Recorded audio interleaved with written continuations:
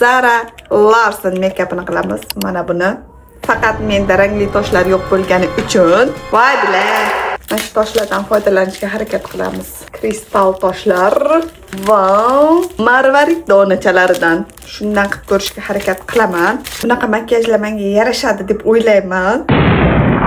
Lekin katta qilib kapalagi chiqarib qo'ymasam bo'ldi. Sizlar meni ko'pincha makiyaj olib qilgan videoyimni yoqtirar ekansizlar. Oddiy o'tish videolarimni yoqtirmas ekansizlar. Mendan ikam so'ramaydigan makiyajlarimiz sizlar bilan men bo'lishaman. Demak, makiyaj. Opani kayfiyati yaxshi, demak hammasi nazorat ostida opani. Blog 3 sevgilimni qo'shiqlari bilan makiyaj qilishni boshladim. Qanoq qilishim, nima qilishimni ChatGPTdan so'rab oldim.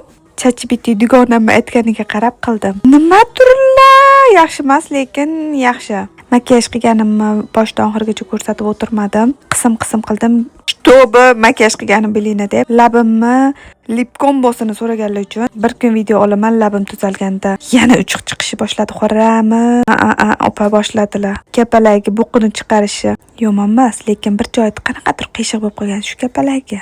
Basharasi qiyshiq odamga o'xshab qoldim. Kapalagi ham bitta qanoti yo'q, invalid kapalak bo'ldi. Mayli, soch tortganimizda bo'lib ketadi deb o'yladim.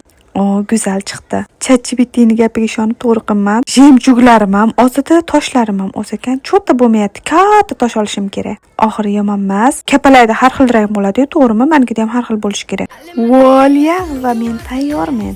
Agar sizga shunday videolarim yoqayotgan bo'lsa, like va komment yozib meni poddershka qilinglar va keyingi makiyaj videolari qanday bo'lishini kommentda qoldirib ketinglar. Shunga qarab makiyaj olaman.